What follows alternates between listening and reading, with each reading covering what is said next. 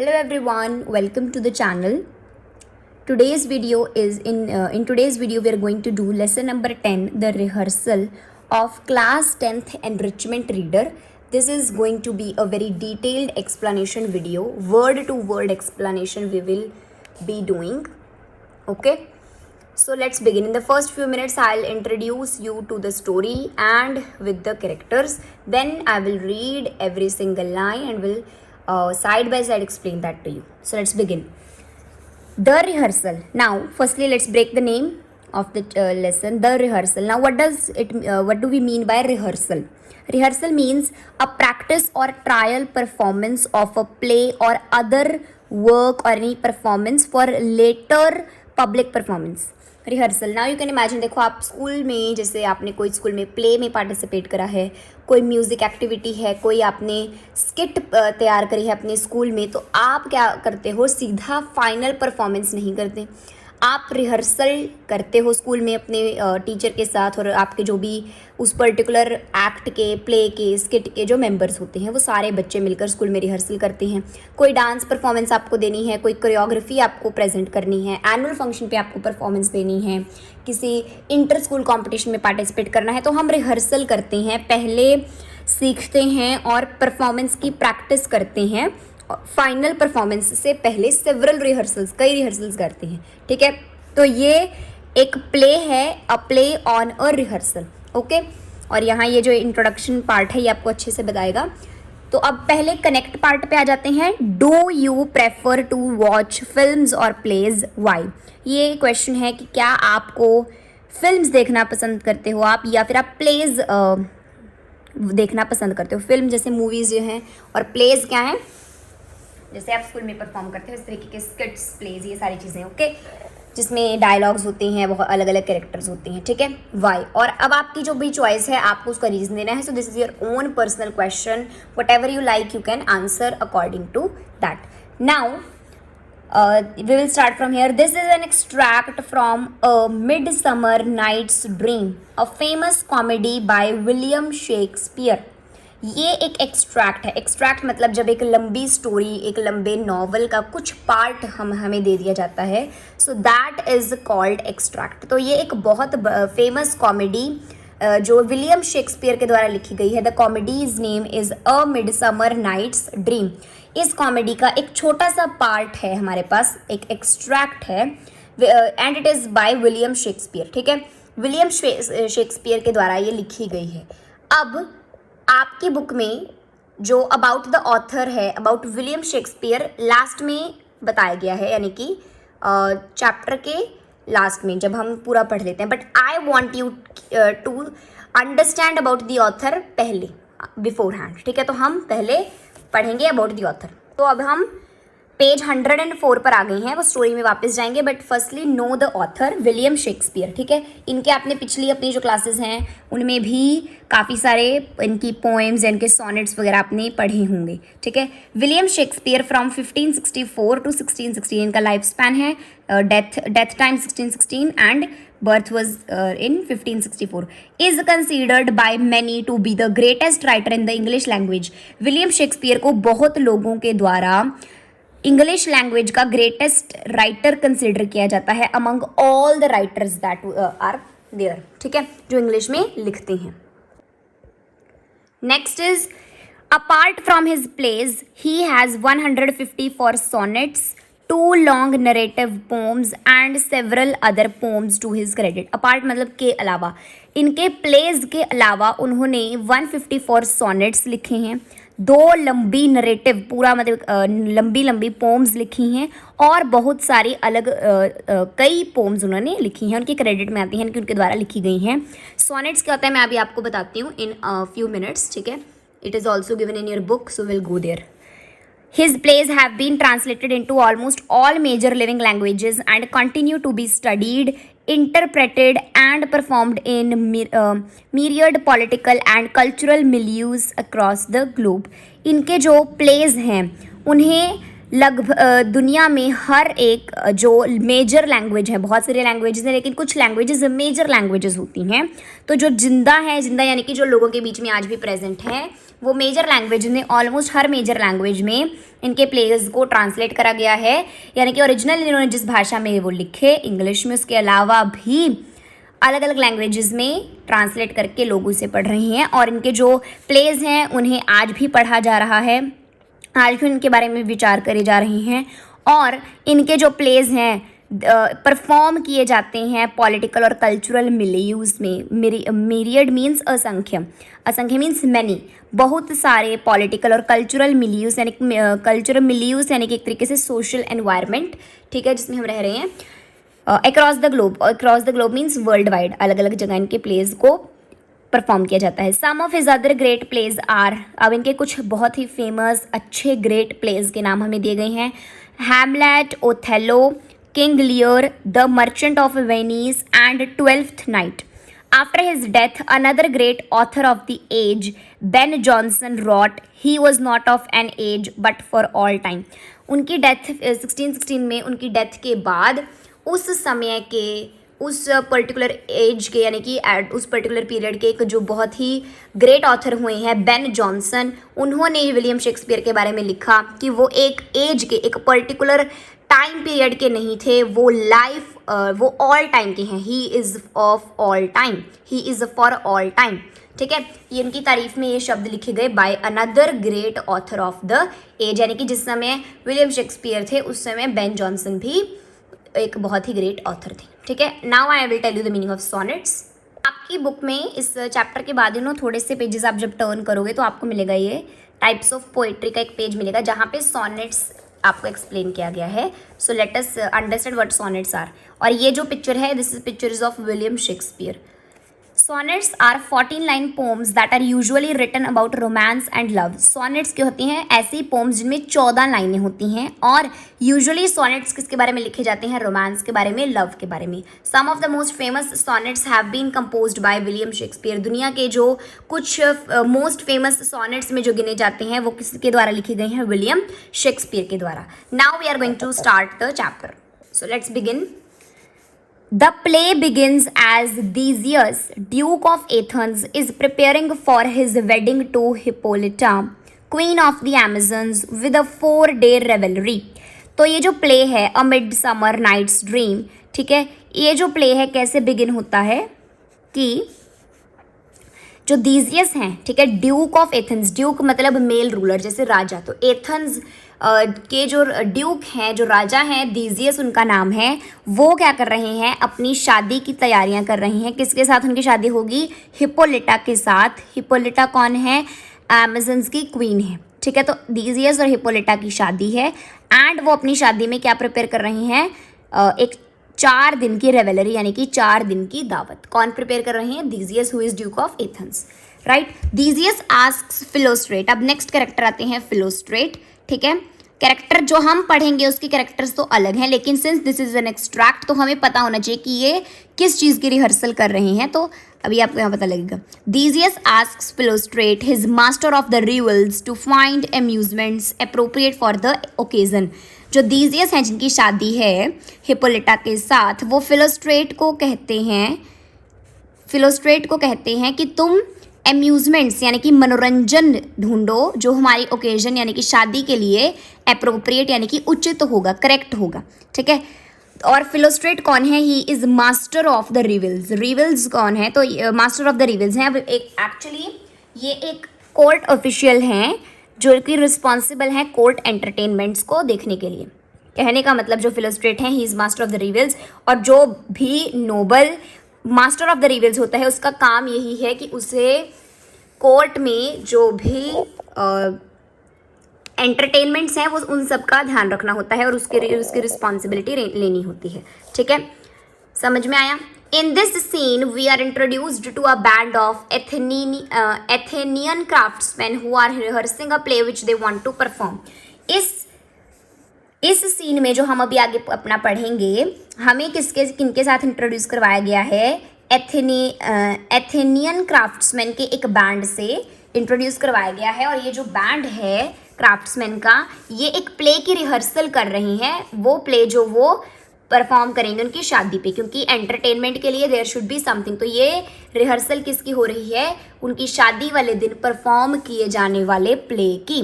So this is the introduction part and I hope it is clear to you. अब हमारा start हो रहा है एक्ट 1 सीन 2। पहले एक्ट का जो सेकंड सीन है स्टार्ट हो रहा है।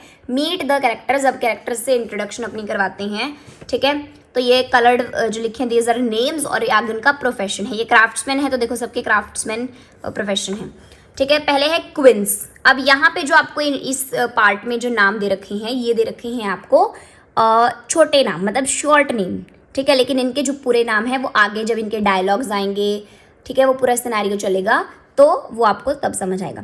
क्विंस, इनका जो पूरा नाम है that is Peter Quince. He is the carpenter हैं वो, ठीक है। Snug, he is the joiner. Joiner मतलब कि एक ऐसा पर्सन जो कि लकड़ियों के और दरवाजे विंडो के फ्रेम्स बनाता है और दरवाजे, ठीक है। उसके बाद बॉटम है द वीवर यानी कि जो बुनाई करती हैं, ठीक है। फ्लूट, जिनका पूरा नाम है फ्रांसिस फ्लूट, ये कौन है? Bellows mender. He is the bellows mender. Bellows basically क्या है? एक मैकेनिकल टूल है जो एयर को पंप करता है, used to blow air into furnaces जो होती हैं भट्टियाँ, उनमें जो एयर ब्लो करने के लिए, ठीक है। So he is the bellows Mendhar यानी कि जो उनको संवारता है, ठीक है, जो बिगड़ जाए चीज़ें तो उन्हें ठीक कर रहा है। Snout is the tinker. Snout कौन है? टिंकर है। और स्टारवलिंग है द टेलर। टिंकर आपका वर्ड मीनिंग्स में दे रखा है, सो आई टेल यू। टिंकर का मतलब होता है a person who repairs kettles, pans etcetera. जो केटल्स, केतलियों को, पैन्स को जो रिपेयर करते हैं, जैसे आप ठ से ठठेरा पढ़ते हो ना हिंदी में, आपने छोटी क्लासेस में पढ़ते हो, that is called tinker in English, okay. So now we are going to begin, ठीक है। Peter Quince's house in Athens, enter all. कहाँ से शुरुआत हो रही है कि पीटर क्विंस का घर है, जो कि प्ले में पार्टिसिपेट करने वाले ये जो 6 मेंबर्स हैं उनमें से पहले हैं पीटर क्विंस। उनका घर है एथेंस नाम की जगह पर, और वहाँ उनके घर में सभी एंटर करते हैं। सभी मतलब कि पीटर क्विंस खुद है और उनके अलावा जो 5 जने हैं। अब मैं आपको बिगिन करने से पहले बता देती हूँ कि ये जो प्ले है ना, जैसे अभी यहाँ पे वो रिहर्सल करेंगे, तो अभी जब वो घर में एंटर कर रहे हैं, दे आर एक्चुअली डिस्कसिंग। तो सभी को रोल्स असाइन करे जाते हैं, जैसे कि अब आप इसे अपने रियल लाइफ से करो, जैसे आपने स्कूल में कभी ना कभी तो प्ले किया होगा, अगर नहीं किया तो like in the remaining years of your school life आप कभी ना कभी तो करोगे कोई प्ले, कोई स्किट, ठीक है। तो उसमें मान लो फॉर एग्जांपल उस प्ले में 7 to 8 मेंबर्स मान रहे हैं हम, 8 मेंबर्स हैं, और आपको टीचर, एक आपके स्कूल से जो भी टीचर है उनकी ड्यूटी है। तो पहला दिन है, मान लो आपने डिस्कशन करी, टीचर ने प्ले डिसाइड कर लिया कि ये वाला प्ले हम परफॉर्म करेंगे उस पर्टिकुलर ओकेजन पे जहाँ पे भी परफॉर्म करना है। फिर 8 जो आप मेंबर्स हो, क्या करोगे? आपके टीचर आपको क्या बताएंगे?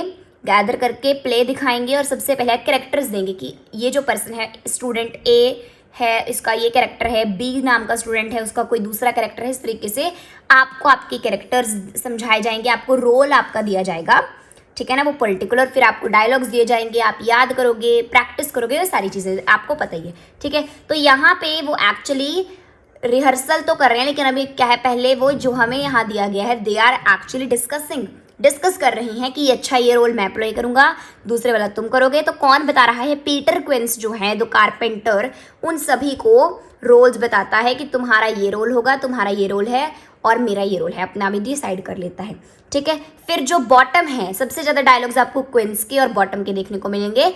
जो बॉटम है ये एंथुजियास्टिक है, और ये क्या है, बॉटम क्या करता है, इसे एक रोल दे दिया जाता है सबसे पहले, लेकिन फिर जब जैसे क्विंस ने बॉटम को रोल दे दिया, उसका काम खत्म हो गया। अब क्विंस आगे स्नाउट से, स्नग से, फ्लूट से, स्टारवलिंग से सबसे बात करेगा, उन्हें रोल्स देगा। तो जिनको जो भी रोल दूसरे पर्सन को दिया जाता है, तो बॉटम उसमें टांग अड़ाता है एक तरीके से। बॉटम कहता है कि मैं सारे रोल्स कर सकता हूँ, बॉटम सभी रोल्स करना चाहता है। क्विंस कोई रोल दे रहा है, मान लो स्नाउट को किसी और को दे रहा है, तो बॉटम अपनी टांग अड़ा रहा है बीच में कि अच्छा अब मेरे को ये वाला रोल भी दे दो, पहले जो मुझे मिला है मैं वो भी कर लूँगा, I will do this additional role also. और फिर वो एक्सप्रेस भी करता है कि आप कि मैं किस तरीके से उस पर्टिकुलर रोल को परफॉर्म करूंगा ऑडियंस के सामने, ठीक है। और एक और बात मैं आपको बता रही हूँ, यहाँ पे कॉमेडी वर्ड ऊपर यूज़ करा गया है, तो यानी कि ये जो हम प्ले पढ़ रहे हैं, whatever we have been given, जो पार्ट हमें दिया गया है, इसमें बहुत सारी ह्यूमरस चीज़ें होंगी, आपको कई जगह पढ़ के आपको काफ़ी ज़्यादा हंसी आएगी, तो ये it is a comedy, humour है इसमें, हंसी मजाक वाला ये पूरा है, ठीक है ना। तो बॉटम सबसे ज़्यादा ह्यूमर ऐड करते हैं, और सभी की बातों से आपको पता लगेगा जो वर्ड्स वो बॉटम यूज़ कर रहा है, किस टाइप की वोकैबुलरी है, और किस टाइप के वो एक्सप्रेशंस के साथ मतलब अपने वर्ड्स डिलीवर कर रहा है। एक्सप्रेशन यानी कि रिटन फॉर्म में एक्सप्रेशन हमें शो करे जा रहे हैं, लिखित रूप में, तो वो सभी आपको ह्यूमर का एहसास करवाएंगी, ठीक है। तो होप दिस इज क्लियर। ये इंट्रोडक्शन था, कि इंट्रोडक्शन मीन्स काफ़ी देर से इंट्रोडक्शन ही कर रहे हैं, but this was basically introduction के आगे हम पढ़ने क्या वाले हैं, ठीक है ना। चलो अब स्टार्ट हो गया, सभी क्विंस के घर पर आ गए। क्विंस बोलता है is all our company here, ठीक है। कंपनी से यहाँ उसका मतलब है कि जो हमारे आपस में जो हम कंपेनियंस हैं, कि क्या हम 5-6 जने, एक क्विंस और 5 उसके अलावा, कि क्या हम सारे यहाँ पर हैं, गैदर हो चुके हैं। बॉटम बोलता है you were best to call them generally man by man according to the script, ठीक है। अब जो बॉटम है वो अपना आके बीच में बोलता है कि अपने बेस्ट में तुम ऐसा करना चाहिए कि तुम उन्हें जनरली यानी कि आम तौर पर मैन बाय मैन एक एक करके उन्हें बुलाओ according to the script. Script यानी कि स्क्रिप्ट, लिखी हुई कहानी, जैसे हम एक स्क्रिप्ट तैयार करते हैं उस तरीके से कि हमने आगे बोलना क्या है, ठीक है, वो सारा।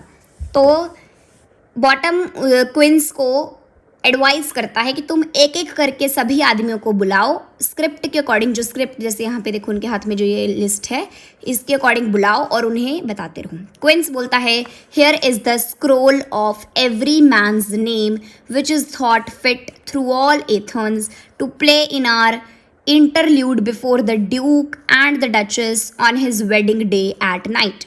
तो क्विंस बताता है सबको कि ये स्क्रोल है, स्क्रोल मीन्स लिस्ट, वो उन्हें लिस्ट दिखाता है, उसके हाथ में ये लिस्ट आपको दिख रही है, कि ये लिस्ट है उस हर आदमी के नाम का, उस हर आदमी के नाम की लिस्ट है जिन्हें कि परफेक्ट माना गया है पूरे एथेंस में, ठीक है ना, जिन्हें चुना गया है। यानी कि इतना, एथेंस क्या है, ग्रीस का कैपिटल है, ग्रीस कंट्री का कैपिटल है, कि जो पूरा एथेंस है उसमें से जो चुनिंदा लोग हैं, चुनिंदा आदमी हैं, जिन्हें कि चूज़ करा गया है to play in our interlude. Interlude मतलब कि 2 इवेंट्स के बीच का जो टाइम पीरियड होता है, कोई एक इवेंट है उनकी शादी पे, फिर एक दूसरा है, तो उनके बीच में जो भी इवेंट्स होंगे उनके बीच में जो उन्हें टाइम दिया जाएगा, कि जो हमें टाइम वहाँ पर दिया जाएगा, वहाँ पर ड्यूक और डचेस के सामने जो हम परफॉर्मेंस करेंगे उनकी शादी वाले दिन की रात को, जिस दिन उनकी शादी है उस दिन रात को हमें अपनी परफॉर्मेंस देनी है। तो मेरे हाथ में ये उन सभी आदमियों के नामों की लिस्ट है जिन्हें परफेक्ट माना गया है, पूरे एथेंस में सिलेक्ट करा गया है राजा और रानी के सामने परफॉर्म करने के लिए। ड्यूक और डचेस, ड्यूक और डचेस ये जेंडर वर्ड्स हैं, ठीक है, जैसे बॉय और गर्ल, इसी तरीके से duke and duchess, duke male ruler, duchess उनकी फीमेल रूलर, ठीक है, समझ में आया। अब बॉटम बोलता है फर्स्ट गुड पीटर क्विंस से what the play treats on, then read the names of the actors and so grow to a point. Bottom कहता है पहले गुड पीटर क्विंस, पहले पीटर क्विंस तुम ये बोलो कि प्ले किस बारे में है, what it treats on, treats on मतलब किस बारे में है। फिर सेकेंडली तुम एक्टर्स के नाम पढ़ो, ठीक है ना, एक्टर्स के नाम पढ़ो, और and then so grow to a point. Grow to a point का मतलब होता है कंसेप्ट ऑफ समथिंग इंक्रीजिंग और developing until it reaches a specific stage, की फिर हमें प्ले के बारे में बताओ, फिर तुम हमें एक्टर्स के नाम बताओ, और उसके बाद एक पर्टिकुलर पॉइंट पर ग्रो करो कि अच्छा अब हमारा ये एक स्पेसिफिक स्टेज तक, इस पर्टिकुलर पॉइंट तक, इस पर्टिकुलर कंसेप्ट तक हमारा प्ले होगा, ठीक है ना, ऐसा बॉटम बोल रहा है। अब क्विंस कहता है marry our play is the most lamentable comedy and most cruel death of Pyramus and Thisbe, ठीक है। तो वो बोलता है कि जो हमारा प्ले है, क्विंस बताता है हमारा जो प्ले है, it is the most lamentable comedy. Lamentable का मतलब होता है, आपको वर्ड मीनिंग्स में दे रखा है यहाँ पे, लैमेंटेबल मीन्स सैड एंड मॉर्नफुल, दुख वाला, दुखी, और मॉर्नफुल जैसे दुख में जब हम सौरो को मतलब दुख को जब हम प्रकट करते हैं, सो वी मॉर्न, ठीक है। तो ये जो हमारा प्ले है ये मोस्ट लैमेंटेबल कॉमेडी होगी यानी कि लोगों को हंसाएगी, लेकिन ये दुखद होगी, इसमें हम एक सैड स्टोरी परफॉर्म करेंगे। एंड मोस्ट क्रूअल, मोस्ट निर्दयी, क्रूअल मतलब निर्दयी डेथ होगी पिरामस की और दिसबी की।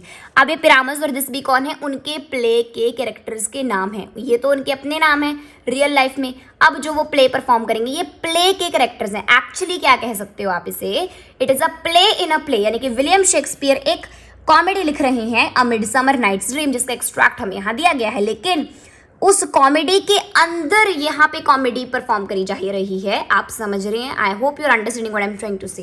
ठीक है, तो कॉमेडी तो है और उसके अंदर वो एक शादी के लिए प्ले प्रिपेयर कर रही हैं। ठीक है, तो ये उसने बताया पिरामस एंड दिसबी। बॉटम कहता है, अब ये पिरामस और दिसबी कौन है आपको आगे पता लग जाएगा। Bottom, a very good piece of work I assure you and merry, ये बहुत ही अच्छा काम का टुकड़ा है। काम का टुकड़ा इन द सेंस, काम का टुकड़ा नॉट एग्जैक्टली कि काम के टुकड़े कर दिए, कहने का मतलब कि ये बहुत अच्छा काम है, एक अच्छा प्ले है। आई एश्योर यू, मैं इस बात का तुम्हें भरोसा दिलाता हूँ। एंड अ मेरी, और ये मजाकिया भी है, ये अच्छा काम है और मजाकिया भी है। Now good Peter Quince call forth your actors by the scroll, masters spread yourselves. तो वो गुड कहता है, मतलब पीटर क्विंस से जब भी वो बात कर रहा है, कई बार से 2 बार हम देख चुके हैं, वो गुड बोल के उससे बात कर रहे हैं, नाउ गुड पीटर क्विंस। ठीक है, तो वो कहता है पीटर क्विंस, अब आप जो एक्टर्स हैं बाय द स्क्रोल, यानी कि जो लिस्ट है तुम्हारे पास उसके अकॉर्डिंग एक्टर्स को फोर्थ बुलाओ, फोर्थ यानी कि आगे बुलाओ एक एक करके। और ऐसा वो इतना वो कहता है पीटर क्विंस को। इसके बाद वो कहता है मास्टर्स स्प्रेड योरसेल्व्स, यहाँ मास्टर्स वो किसे कह रहा है? पीटर और अपने अलावा जो बचे हुए 4 मेंबर्स हैं, स्नाउट, स्नग, फ्लूट और स्टारवलिंग। ठीक है, समझ में आया? उन्हें कहता है कि अब स्प्रेड योरसेल्व्स मतलब अपने आप को एक तरीके से फैला लो, यानी कि एक लाइन में और any sort of that thing. और अब हमें एक एक करके बुलाया जाएगा और हमें बताया जाएगा। क्विंस कहता है answer as I call you Nick Bottom the weaver. तो क्विंस कहता है कि जैसे मैं तुम्हारा नाम पुकारता हूँ मुझे जवाब दो। सबसे पहले वो किसका नाम पुकारता है? निक बॉटम द वीवर। तो बॉटम का पूरा नाम है निक बॉटम, वो वीवर है। बॉटम रिप्लाई करता है ready, name what part I am for and proceed. तो वो रिप्लाई करता है कि मैं तैयार हूँ, मुझे बताओ कि प्ले में मुझे कौन सा पार्ट परफॉर्म करना है और उसके बाद प्रोसीड करो, यानी कि आगे बढ़ो। क्विंस कहता है you Nick Bottom are set down for Pyramus. Set down मतलब निर्धारित, कि तुम्हें प्ले में पिरामस का रोल प्ले करने के लिए चुना गया है। ठीक है, अब बॉटम पूछता है what is Pyramus, a lover और अ टायरेंट। की पिरामस क्या है?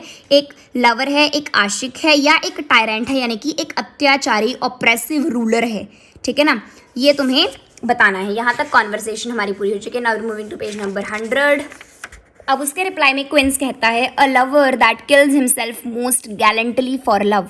कि जो पिरामस है वो एक लवर है और वो अपने आप को प्यार के लिए बहादुरी से मार देता है। गैलेंटली मीन्स बहादुरी से।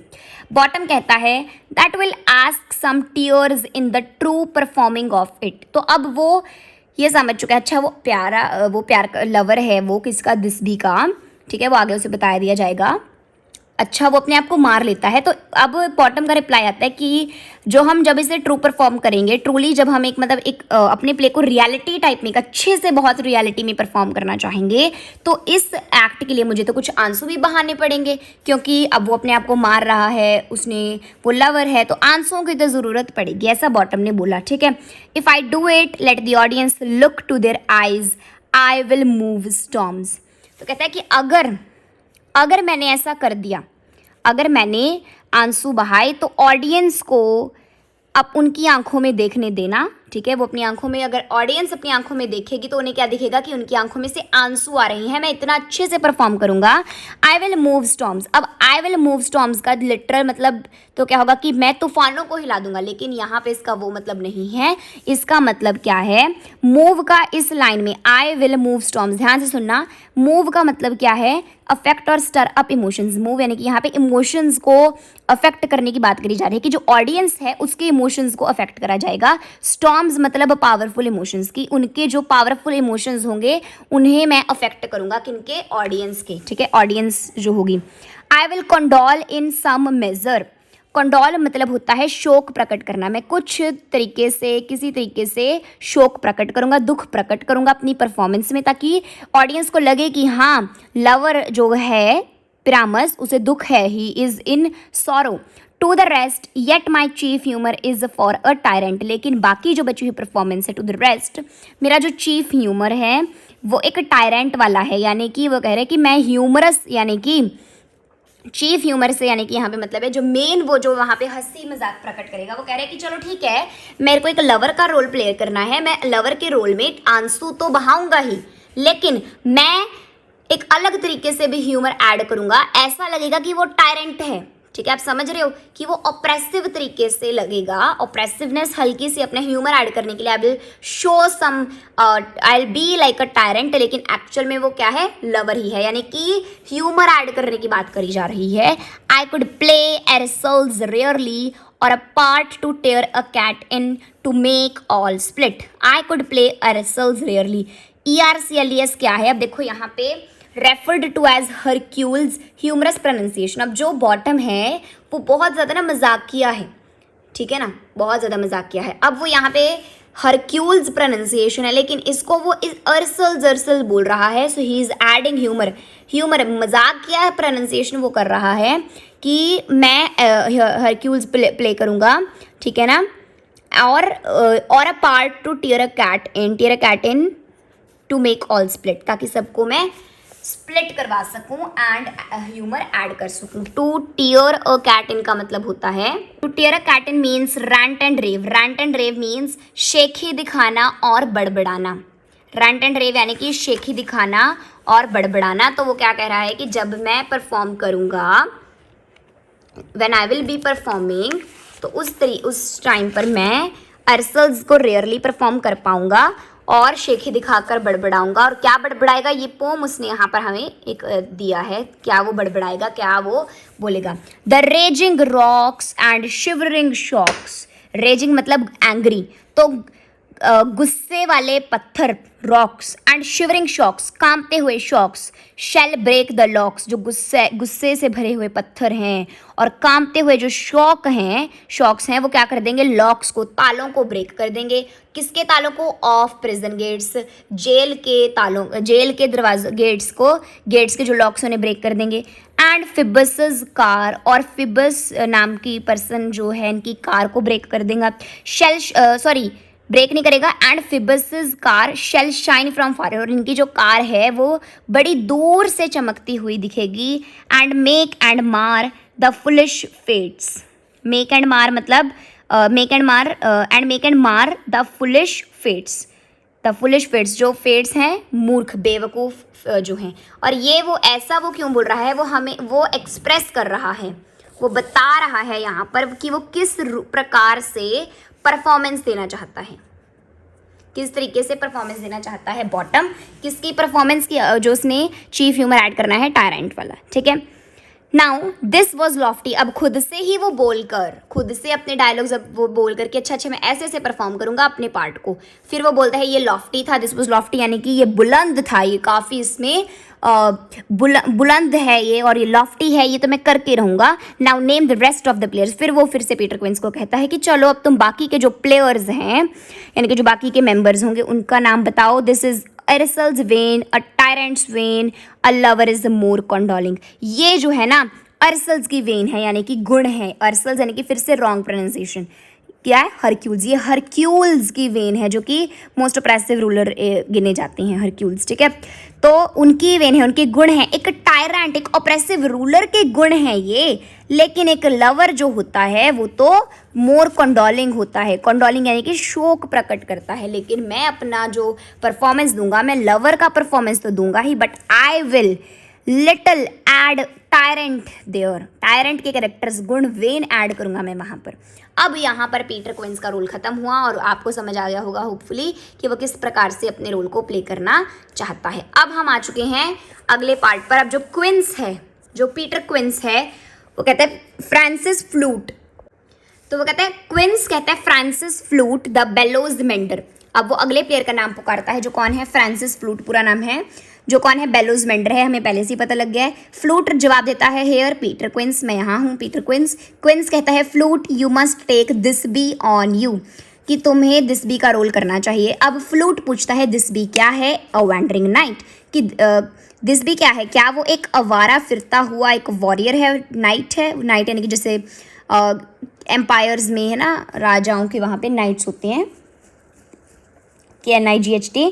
तो क्या वो एक आवारा फिरता हुआ एक वॉरियर है?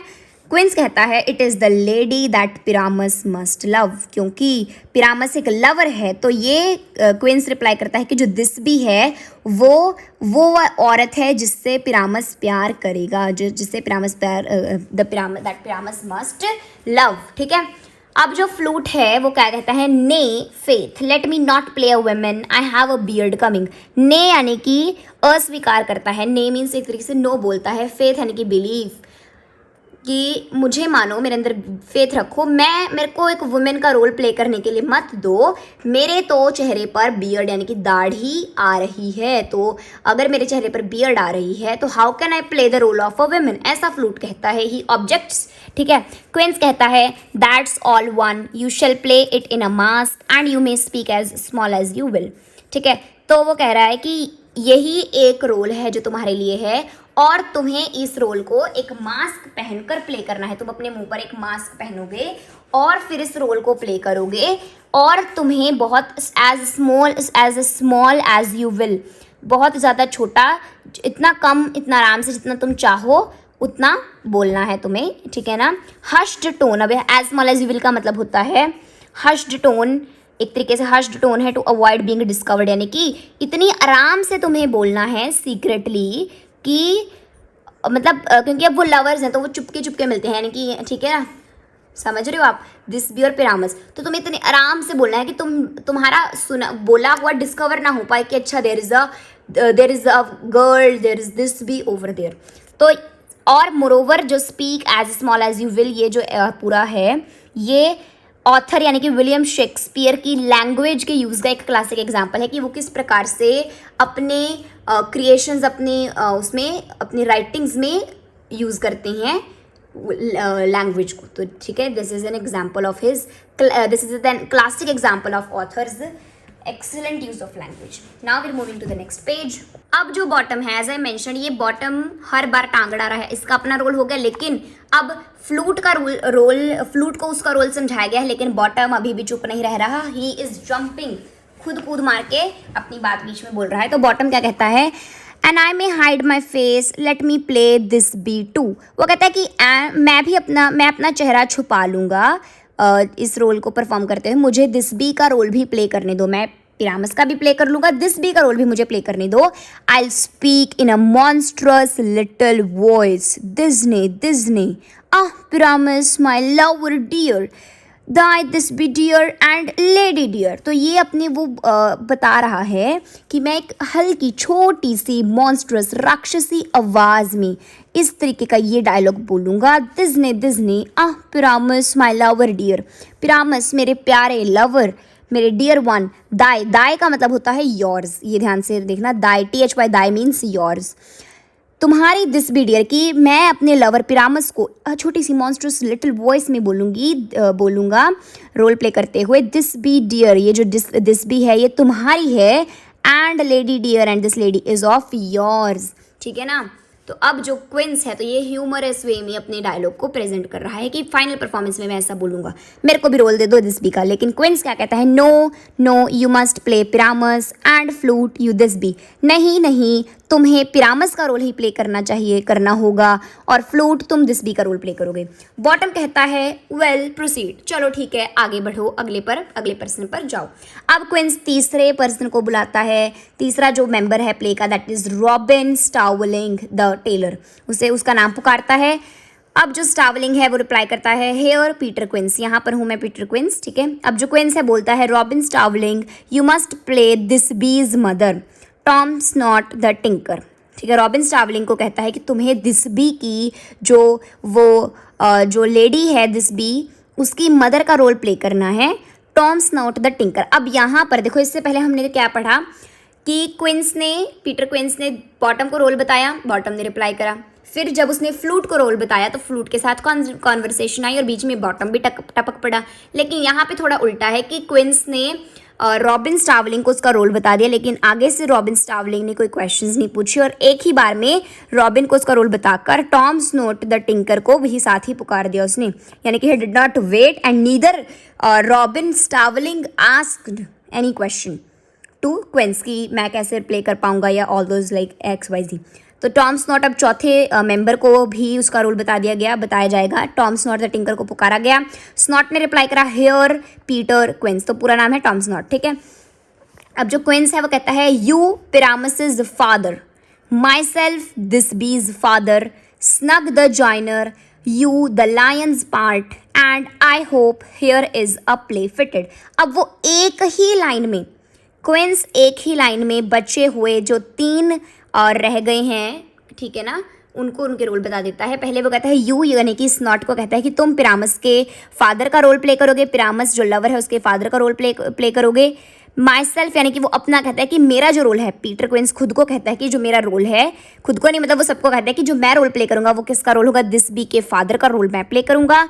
फिर वो स्नग द जॉइनर को कहता है तुम लायन का पार्ट, यानी कि शेर का जो पार्ट है उसे एनिमल का रोल दिया गया है, शेर का, ठीक है ना, कि तुम्हें लाइन्स पार्ट, जो भी प्ले में लाइन का जितना भी पार्ट होगा वो तुम प्ले करोगे। एंड और मुझे लगता है और मुझे उम्मीद है कि ये हमारा यहाँ पर जो प्ले है इट इज़ फिटेड। फिटेड होने का मतलब है कि अब ये पूरा सही है, उपयुक्त है, बिल्कुल सही प्ले हमारा डिसाइड हो चुका है। तो अब यहाँ पर स्नग क्या रिप्लाई करता है, have you the lion's part written. अब ये देखो कितनी हंसी वाली बात है, कितनी हंसी वाली बात है। हमें पता है कि लायन की कोई डायलॉग्स नहीं होंगे, वो बोलेगा नहीं, ठीक है ना। जब आप अगर रियल लाइफ में देखो, लायन दहाड़ता है लेकिन वो हमारी तरह बोलता नहीं है, ठीक है ना। तो have you the lion's part written. अब स्नग रिप्लाई क्या करता है, स्नग जिसको स्नग द जॉइनर जिसको लाइन का पार्ट दिया गया, वो कहता है कि क्या तुमने लाइन का पार्ट लिख लिया है ऑलरेडी, जो उसका पार्ट उसने बोलना है क्या तुमने लिख लिया है। Pray you if it be give it me for I am slow of study. Pray you, मैं तुम्हारे आगे प्रार्थना करता हूँ कि अगर तुमने लिख लिया है लाइन का पार्ट, ऑलरेडी स्क्रिप्ट तैयार है, तो तुम वो मुझे दे दो, क्योंकि मैं स्लो ऑफ स्टडी हूँ। स्लो ऑफ स्टडी हम तब बोलते हैं किसी पर्सन के लिए जो जल्दी से चीज़ों को याद नहीं कर पाता, ठीक है ना। कोई भी पर्सन जिसे याद करने में बहुत टाइम लगता है ना, तो इसलिए। अब एक इतनी लाइक फनी बात है, वो पूछ रहा है कि तुमने लाइन का पार्ट लिख लिया है, मैं तुम्हारे आगे प्रार्थना करता हूँ अगर लिख लिया है तो वो पार्ट मुझे दे दो, पहले ही मुझे दे देना एडवांस में, क्योंकि मेरे को चीज़ें याद करने में समय लग जाता है। अब इसका रिप्लाई क्विंस क्या कहता है, you may do it extempore for it is nothing but roaring. तो वो तो कहता है कि तुम एक्सटेम्पोर का मतलब है तुरंत बिना तैयारी के, तुरंत एकदम से बिना तैयारी के। जैसे इंग्लिश में एक्सटेम्पोर एक्टिविटीज़ होती है ना, तो एकदम से आपको ऑन द स्पॉट टॉपिक दिया जाता है और उसके बारे में आपको बोलना होता है, have to speak about that particular topic, ठीक है। तो आपको वो जो क्विंस कहता है कि ये तो है तुम जो एक्सटेम्पोर की तरह एक्सटेम्पोर कर सकते हो, यानी कि बिना तैयारी के भी कर सकते हो, क्योंकि इसमें कुछ याद नहीं करना, कोई डायलॉग्स नहीं है, बस रॉरिंग ही तो करनी है, दहाड़ना ही तो है। ऐसा कौन बोलता है, क्विंस। अब अगले पेज पर जाने से पहले मैं आपको यहाँ पे एक बार हम रिवाइज कर लेते हैं कि किसको क्या रोल दिया गया, ठीक है। सो लेट्स बिगिन। सबसे पहले पीटर क्विंस ने किसका रोल लिया, पीटर क्विंस ने रोल लिया दिस बी के फादर का। दिस बी कौन है, जो लेडी है, ठीक है, जो जिसका पिरामस लवर है, तो उसके फादर का रोल किसने लिया, पीटर क्विंस ने। दिस बी की मदर का रोल किसे दिया गया, रॉबिन स्टावलिंग को। उसके बाद पिरामस का रोल दिया गया बॉटम को, और पिरामस के फादर का रोल दिया गया स्नॉट को, और लायन का जो पार्ट है वो स्नग द जॉइनर को दिया गया, और जो दिस बीज मदर का जो रोल है that is given to Robin Starveling. One is missing, okay. और जो दिस बी का रोल है वो फ्लूट को दिया गया, ठीक है। सो सबसे पहले पिरामस का रोल किसे दिया गया, बॉटम को। दिस बी का रोल दिया गया फ्लूट को। फिर दिस बी की मदर का रोल दिया गया रॉबिन स्टावलिंग को। दिस बी के फादर का रोल पीटर क्विंस ने खुद लिया। पिरामस के फादर का रोल स्नॉट को दिया गया, और लायन का जो पार्ट है वो स्नग द जॉइनर को दिया गया। Now we are going to proceed to the next page, ठीक है।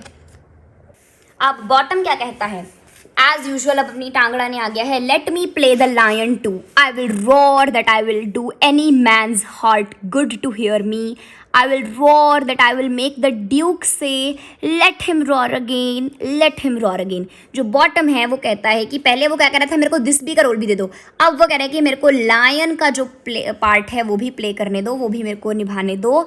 मैं इस तरीके से दहाड़ूंगा लाइन बनकर कि किसी भी आदमी का जो दिल है वो मेरी दहाड़ सुनने के लिए बिल्कुल अच्छा हो जाएगा, वो फिर से मेरी दहाड़ सुनने चाहेंगे। मैं इस तरीके से अच्छे से दहाड़ूंगा कि जो ड्यूक हैं, यानी कि जो मेल रूलर हैं, जिनकी शादी है हिप्पोलिटस के साथ, वो फिर से कहेंगे कि इसे एक बार फिर से दहाड़ने दो, एक बार फिर से दहाड़ने दो कि मैं इतने अच्छे तरीके से परफॉर्मेंस दूंगा लायन की रॉय की कि जो ड्यूक है इंप्रेस हो जाएंगे एंड ही वुड से कि मेरी परफॉर्मेंस जो है फिर से रिपीट करवाई जाए। अब जो क्वींस है इसके रिप्लाई में क्या कहते हैं, and you should do it too terribly, you would fright the duchess and the ladies that they would shriek and that were enough to hang us all.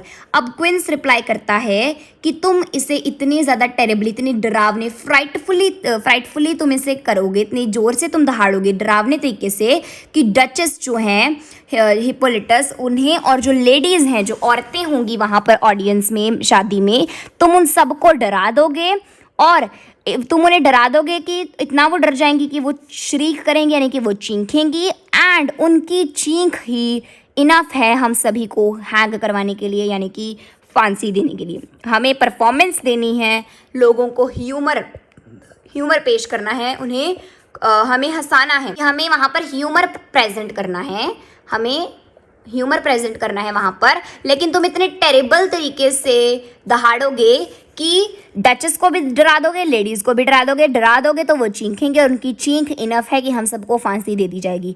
All यानी कि जितने भी सभी हैं, दैट वुड हैंग अस, जितने भी वो सारे खड़े हैं वहाँ पे, that would hang us every mother's son. हाँ, वो हमें फांसी पर दिलवा देंगी हर एक माँ के बेटे को, यानी कि वो अपने आप को रेफर कर रही हैं, एवरी मदर्स सन। बॉटम कहता है, आई grant you friends, if you should fright the ladies out of their wits, they would have no more discretion but to hang us, but I will aggravate my voice so that I will roar you as gently as any sucking dove, I'll roar you and tweer any nightingale। अब ये बहुत humerus dialogue है, इसे ध्यान से समझना तो तुम्हें समझ में आएगा। आई ग्रांट यू मतलब मैं समझता हूँ तुम्हारी बात। फ्रेंड्स, वो नहीं, फ्रेंड्स बोल के रेफर करता है कि if you should fright the ladies out of their wits, अगर तुम लेडीज़ को विट्स यानी कि उनकी सेंस से, उनके दिमाग के बाहर उन्हें मतलब डरा कर उन्हें अपने दिमाग से आउट कर दो, उनकी सेंस से आउट कर दो, तो उनके पास हमें फांसी दिलवाने के अलावा कोई और डिसीजन नहीं होगा। अपने डर के मारे वो यानी कि वो डर जाएंगी और वो डिसअपॉइंट हो जाएंगे कि ये क्या कर रहे हो, हमें क्या मतलब यहाँ पर हमें डराने आए हो ऑन द वेडिंग नाइट, ठीक है, इस तरीके से। तो उनके पास कोई डिस्क्रिशन मतलब निर्णय, डिसीजन नहीं होगा, लेकिन only decision they would have is कि वो हमें फांसी पर चढ़वा देंगे। कि मैं इस बात से एग्री करता हूँ, लेकिन मैं क्या करूँगा, एग्रावेट करूँगा अपनी वॉइस को। एग्रावेट मतलब मेक सॉफ्टर, मैं अपनी वॉइस जो है ना उसे बिल्कुल सॉफ्ट बना लूँगा, उसे एग्रावेट बना लूँगा, और मैं इतना जेंटली दहाड़ूंगा जैसे कि कोई सकिंग डव हो, ठीक है ना। सकिंग डव एक something, it is a phrase, something being done with extreme care. किसी चीज़ को जब हम बहुत ही शांति से, टेंडरनेस, स्मूथनेस, सॉफ्टनेस के साथ, केयर के साथ करते हैं, तो that we say gently as any sucking Dove.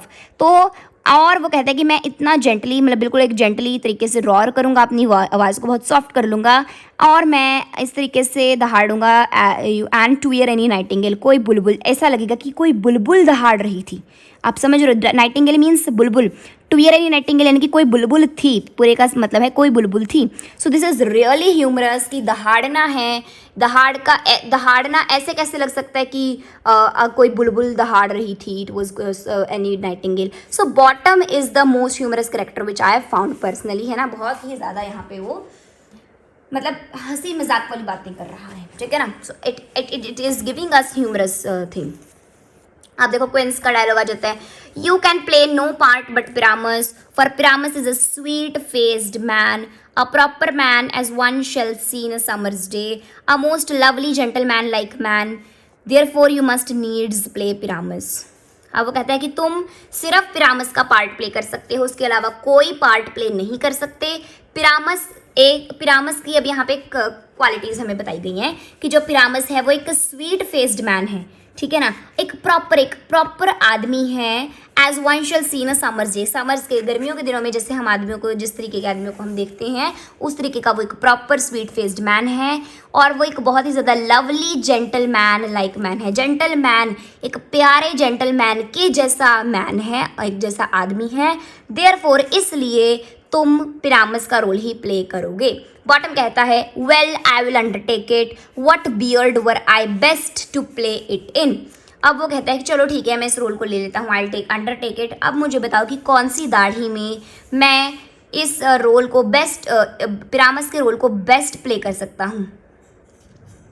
Quince कहता है वाई वट यू विल, ठीक है, ये उसे क्वेश्चन करता है क्विंस। अब बॉटम कहता है I will discharge it in either your straw colour beard, your orange tawny beard, your purple and grain beard और your French crown colour beard, your perfect yellow. अब बॉटम उसे पूछ लेता है कौन सी दाढ़ी में मेरे को ये परफॉर्म करना है। अब वो यहाँ पे अलग अलग दाढ़ियों के मेंशन करता है, अलग अलग कलर्स की बियर्ड के, ठीक है। तो डिस्चार्ज करने का मतलब टू डू समथिंग, कि मैं डिस्चार्ज करूँगा, यानी कि मैं उस रोल को, पिरामस के रोल को करूँगा या तो ईदर, या तो स्ट्रॉ कलर के बियर्ड में, स्ट्रॉ यानी कि जैसे वो होते हैं ना स्ट्रॉ एंड थैच, जिससे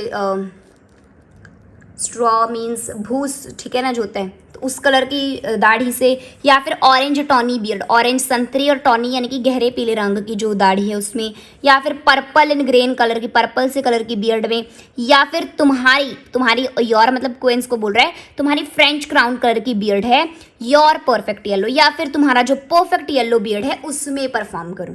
ऐसा वो ऑप्शंस दे देता है कि इनमें से बता दो कौन सी कलर की बियर्ड पहनकर मैं पिरामस का रोल प्ले करूं। क्वींस बोलता है some of your French crowns have no hair at all and then you will play bare faced. अब उसने यहाँ पे फ्रेंच क्राउन बोला है, तो वो कहता है कि तुम्हारे फ्रेंच क्राउन्स में कुछ फ्रेंच क्राउन्स ऐसे हैं जिनके चेहरे पर कोई बाल नहीं होता, they have no hair at all, और चेहरा तो नहीं लिखा बट इट मेंशन है कि उनके पास कोई हेयर नहीं होते, इसलिए तुम बेयर फेस यानी कि बिना दाढ़ी मूछ के ही इस रोल, पिरामस के रोल को प्ले करोगे। But masters here are, masters से वो किससे रेफर कर रहे हैं, अपने अलावा जो 5 लोग वहाँ पे खड़े हैं। But masters here are your parts. अब वो बात खत्म करता हुआ कहता है कि अब मास्टर सभी को कि ये तुम्हारे पार्ट्स हैं, तुम्हें रोल में जो भी हिस्सा निभाना है वो बता दिया गया है। And I am to entreat your, मैं तुमसे विनती करता हूँ, एंट्रीट मतलब विनती करना, मैं तुमसे विनती करता हूँ, रिक्वेस्ट करता हूँ और डिज़ायर करता हूँ, और मेरी इच्छा है कि to con them by tomorrow night, कल कॉन CON का मतलब है स्मरण करना, कि ये तुम्हारे पार्ट्स हैं और मैं तुमसे विनती करता हूँ, तुम्हारे आगे रिक्वेस्ट करता हूँ और डिज़ायर करता हूँ और इच्छा करता हूँ कि कल रात तक तुम इन अपने पार्ट्स को याद कर लोगे। And meet me in the palace wood a mile without the town by moonlight, और मुझे तुम पैलेस वुड में, लकड़ी के वुड के पैलेस में मिलते हो जो कि टाउन से अ mile without the town. A mile without the town का मतलब है शहर से 1 मील दूर। अ mile without the town means शहर से 1 माइल अवे। तो वहाँ पर तुम्हें बाय मूनलाइट, मूनलाइट यानी कि चांद की रोशनी आते ही, यानी कि रात होते ही तुम मुझे वहाँ पर मिलोगे। There will we rehearse for if we meet in the city we shall be dogged with company and our devices known. ठीक है, वहाँ पर उस शहर से 1 मील दूर पैलेस वुड में हम मिलेंगे और वहाँ पर रिहर्सल करेंगे अपने प्ले की, क्योंकि अगर हम सिटी में, अगर हम शहर में मिले तो वहाँ पर we will be dogged with company. Dogged मतलब फॉलोड, तो वहाँ पे हमें और लोगों की कंपनी होगी और हमारे जो डिवाइसेस हैं, जो डिवाइसेस हम नोन हैं, ठीक है, उनकी कंपनी होगी। In the meantime I will draw a bill of properties such as our play wants, I pray you fail me not. और वो कहता है इन द मीन टाइम कि तुम अपने पार्ट्स कल तक याद रखो। और इन द मीन टाइम यानी कि जैसे इसे आप ऐसे समझ सकते हो कि जैसे टीचर हैं आपके क्लास में, स्कूल की, ठीक है, स्कूल में, अब उन्होंने क्या करा, वो बोर्ड पर कुछ क्वेश्चंस लिख रही थी और आपको कुछ समझा रही थी, तो उन्होंने 2-3 क्वेश्चंस लिखे। एकदम से उनके पास मैसेज आया कि नीचे ऑफिस में प्रिंसिपल मैम ने बुलाया है। तो अब टीचर जो है आपकी क्लास से जाने से पहले उन्होंने बोला कि मैं ऑफिस में जाकर आ रही हूँ, और जब तक मैं वापस क्लास में नहीं आ जाती तो उस समय तक, ठीक है ना, अब मैं जा रही हूँ और जब तक मैं वापस आती, जो बीच का जो समय है ये इन द मीन टाइम तुम जो बोर्ड पे लिखे हुए 2-3 क्वेश्चंस मैं समझाने वाली थी, अब तुम इन्हें ट्राई करो, रफ कॉपी में कोशिश करो इन्हें सॉल्व करने की, ठीक है, ऐसे। तो मीन टाइम, ये this is just an example to explain you, ठीक है। आई विल ड्रॉ, और कहता है कि मीन टाइम में, बीच का जो समय है उसमें मैं क्या करूँगा, प्रॉपर्टीज़ का एक बिल ड्रॉ कर लूँगा जो कि हमें प्ले में ज़रूरत पड़ेगी परफॉर्मेंस के टाइम पर। आई प्रे यू, मैं तुम्हारे आगे प्रार्थना करता हूँ, फेल मी नॉट, कि मेरे को फेल मत करवाना, हमें अच्छा परफॉर्म करना है। अब जो बॉटम है वो कहता है, यहाँ पे फिर से वो ह्यूमरसली बोलता है, we will meet and there we may rehearse most obscenely and courageously, take pains, be perfect, adieu. तो वो कहते हैं हम मिलेंगे और वहाँ पर हम रिहर्सल करेंगे, बहुत करेजियसली, बहादुरी से रिहर्सल करेंगे और ऑब्सीनली रिहर्सल करेंगे। ऑब्सीनली का मतलब है सीक्रेटली या अनसीन, सीक्रेट रूप से, एक बिल्कुल इस तरीके से रिहर्सल करेंगे कि कोई हमें देख ना पाए, सीक्रेट तरीके से। Meant by the speaker as obscurely, तो बेसिकली ऑब्सीनली गलत वर्ड्स नहीं यूज कर लिया, मतलब ह्यूमर ऐड करने के लिए यूज कर लिया। एक्चुअल वर्ड जो यूज करना चाहिए दैट इज ऑब्सक्योरली, मतलब एक इस तरीके से not easy to understand, not clear, ठीक है ना। टेक पेन्स, दर्द सहेंगे, दर्द सहो लेकिन परफेक्ट बनो, अडियू। अडियू का मतलब होता है विदाई, ठीक है ना। तो ऐसा बोलकर वो क्या कहते हैं, बी परफेक्ट, और वो बोलता है विदाई, ठीक है ना। आप विदाई ले लेते हैं, कल मिलेंगे। क्विंस कहता है at the duke's oak we meet, oak कहता है एक पौधा है, तो वो कहता है कि हम ड्यूक के ओक पर, ड्यूक का जो ओक ट्री है वहां पर हम मिलेंगे। बॉटम कहता है इनफ होल्ड और कट बो स्ट्रिंग्स एक्सुएंट, एक्सुएंट, ठीक है। इनफ वो कहता है बहुत हुआ, या तो बो स्ट्रिंग्स को पकड़ लो या फिर इन्हें काट दो। बो स्ट्रिंग्स यानी कि टाइटली स्ट्रेच्ड स्ट्रिंग्स, धागे, स्ट्रिंग्स, धागे तो थ्रेड्स होते हैं बट स्ट्रिंग्स है ना। That joins the two ends of a बो, एक बो होती है ना, जो बो मीन्स वो तीर, तीर नहीं मतलब तीर जिससे चलाते हैं, दैट इज रेफर टू बो, उसे जो ज्वाइन करती है दैट इज, ठीक है। और लास्ट में वो बोलते हैं एक्सुएंट। एक्सुएंट बेसिकली एक लैटिन भाषा से लिया गया वर्ड है जिसे प्लेज में यूज़ करते हैं, प्लेज में, स्किट्स में, प्लेज में ज़्यादा यूज़ करते हैं। इसका मतलब होता है वे चले जाते हैं, कि ऐसा बोलकर सीन क्या हो जाता है, फिनिश, दे गो, वे चले जाते हैं। अब and here is William Shakespeare, किनके द्वारा ये लिखा गया है। So here the chapter is completed. I hope आपको अच्छे से समझ में आ गया होगा। हमने बहुत डिटेल में अच्छे से सारे वर्ड्स क्लियर कर लिए हैं, and this chapter has a lot of humour in it, ठीक है। अच्छी, मतलब it is a very good story, मेरे को अच्छी लगी, बहुत अच्छी, ठीक है। तो अब हम पढ़ते हैं ब्रेन वेव पार्ट, ठीक है, ब्रेन वेव पार्ट, और इसके बाद एक बार वर्ड मीनिंग्स रीड कर लेंगे, then will end the video. Brain wave में क्या करें, a malapropism is the incorrect use of a word where in the incorrect word sound very similar to the intended correct word.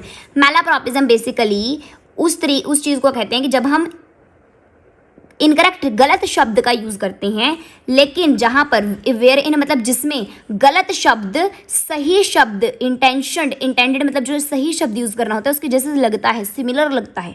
This is use for a comical effect. अब कुछ comical effect, एक हंसी मजाक का comical effect डालने के लिए जानबूझकर गलत वर्ड को यूज़ करा जाता है।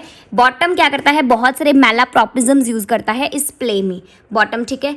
एक एग्जाम्पल हमें दिया गया है, we will meet and there we may rehearse most obscenely and courageously.